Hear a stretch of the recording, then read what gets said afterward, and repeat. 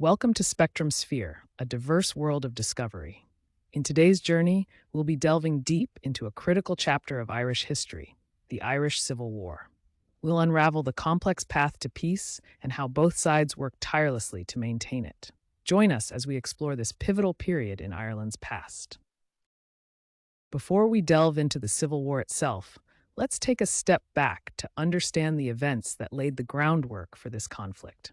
Ireland's turbulent history with British rule, marked by uprisings and struggles for independence, set the stage for a divided Ireland and eventually led to a nation at war with itself. The 1916 Easter Rising became the catalyst for change in Ireland, sparking a flame of nationalism. Discontented Irish rebels seized key locations in Dublin, proclaiming an independent Irish republic. Though quashed in 6 days and leaders executed, it swayed public opinion, igniting the drive towards eventual sovereignty.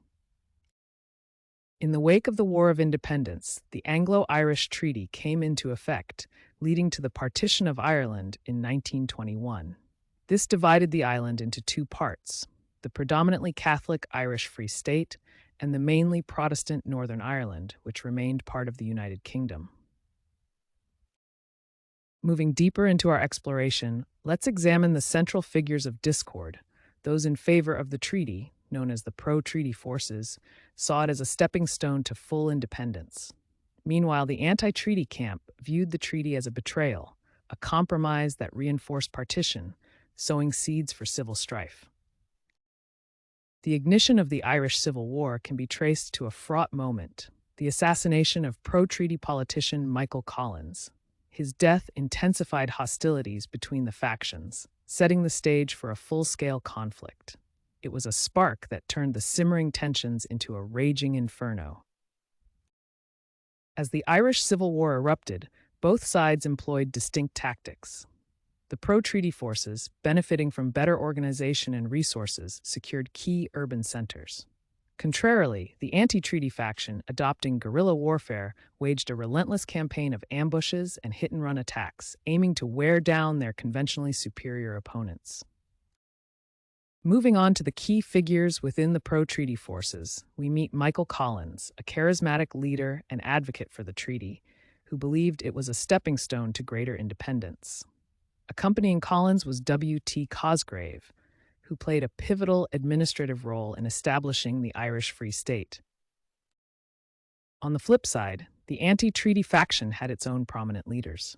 Eamon de Valera, as the political figurehead, opposed the treaty for failing to create a fully independent republic. Commandant Liam Lynch, the IRA chief of staff, became the military leader, directing operations against pro-treaty forces. The civilian population bore the brunt of the conflict's merciless nature. Homes and livelihoods were caught in the crossfire, leaving entire communities in disarray. The war fostered a climate of fear and suspicion that permeated daily life, as families from both sides of the divide mourned losses and faced irreparable divisions. As the struggle for Dublin intensified, the city became the epicenter of the conflict. The fierce battles here would shape the course of the war, with each side recognizing Dublin's strategic and symbolic value. The scars of this struggle would leave lasting implications for the nation's political future.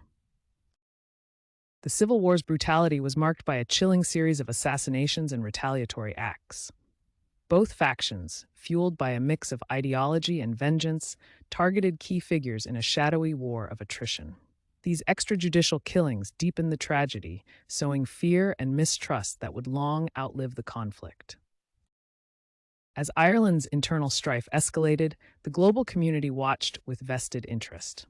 Some nations, drawing parallels with their own struggles for sovereignty, expressed a blend of empathy and concern. The conflict, largely viewed as Ireland's crucible, tested international diplomacy and underscored the complexities of newly emerging independent states. Amidst the chaos of civil war, women played a critical but often overlooked role. From acting as messengers and nurses to serving in combat roles, they were integral to both sides of the conflict. Their contributions were pivotal, yet post-war narratives seldom gave their efforts the recognition they deserved. As the violence intensified, calls for a ceasefire mounted. Striving for peace, both factions faced immense pressure from the war-weary public and international observers. The road to truce was fraught with distrust and deep-seated grievances, making every negotiation session a fragile attempt to stitch a divided nation back together. The Irish Civil War exacted a severe toll. The human cost was devastating, with thousands dead, and cities like Dublin bore the scars of destruction. Families were torn apart, communities shattered, and the nation's infrastructure lay in ruins. This painful chapter left indelible marks on the Irish psyche and landscape.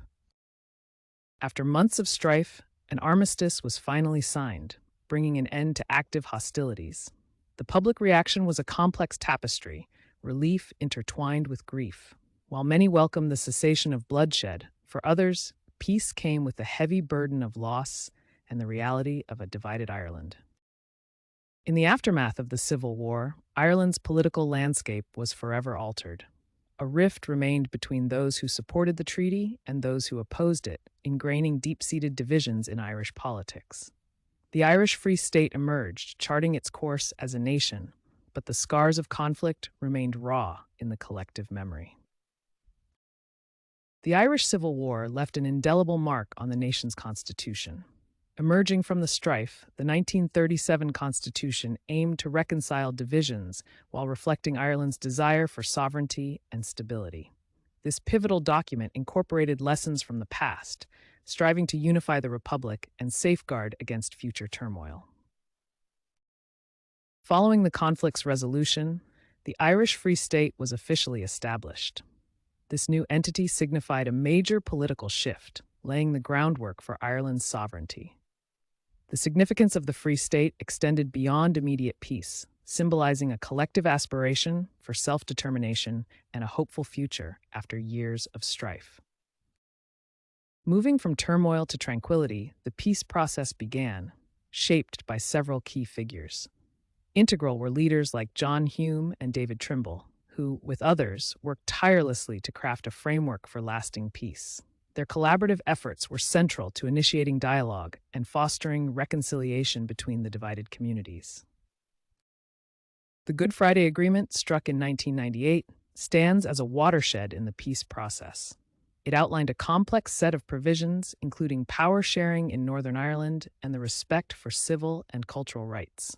This historic accord marked a new era, manifesting hope for an enduring peace after decades of conflict. Disarmament was a cornerstone of the peace process, yet fraught with hurdles. Both sides were deeply entrenched in mistrust. Ensuring that arms were surrendered securely and verifying such a process to satisfy all parties demanded careful diplomacy and often courageous acts of faith by former combatants on a path towards reconciliation. As tensions eased, the focus turned to solidifying peace. This is where international mediators played a pivotal role, facilitating dialogue and trust-building between the factions. Skilled diplomats from around the world helped to bridge the divide, formulating frameworks for negotiation that respected the needs and fears of all involved. Now we look at the delicate tapestry of reconciliation and peace-building. This period brought forth community workshops, intercultural dialogues, and shared history projects that aimed at understanding rather than overriding historical grievances. Such initiatives were crucial in healing wounds and promoting a future where former adversaries could coexist peacefully. Economic development has been pivotal in cementing peace. By fostering prosperity, job creation, and investment, communities turn their focus to shared growth rather than conflict. It's not just about rebuilding what was lost. It's about creating opportunities that unite and empower, all key to sustaining a lasting peace. Education plays a crucial role in healing the divide. Initiatives aimed at teaching the younger generation about shared history, cultural sensitivity, and mutual respect are essential. When schools become bridges connecting communities, they lay the groundwork for a more empathetic and cohesive society, vital for enduring peace. Despite the progress, the peace process still faces challenges. Sectarian tensions linger, political instability can arise, and economic disparity often fuels discontent. Continuous efforts in dialogue, community engagement, and inclusive policymaking are crucial to address these issues and safeguard the hard-won peace for future generations. As we witness the perseverance toward peace, various initiatives stand out as beacons of hope. The cross-community youth programs that unite children from different backgrounds, and the economic collaborations that have created shared prosperity are just a few examples of the successful efforts to weave a lasting peace. Community engagement has been pivotal in cementing the peace. Civic groups have taken the lead, fostering dialogue and understanding across divides.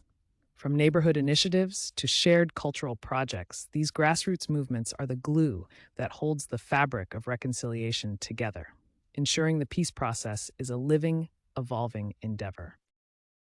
The Irish peace process offers a beacon of hope for conflict resolution worldwide. The patient diplomacy and inclusive negotiations serve as a powerful model, demonstrating that even the most entrenched disputes can find a path to peace.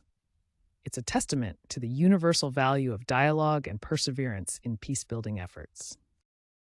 As we reflect on the aftermath of the Irish Civil War, it's clear that enduring peace is a continuous endeavor.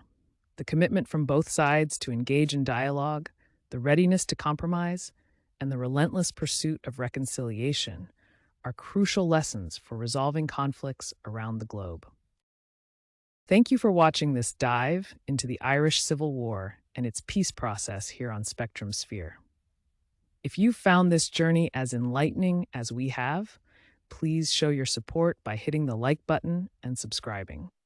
We look forward to bringing you more insightful explorations into our diverse world.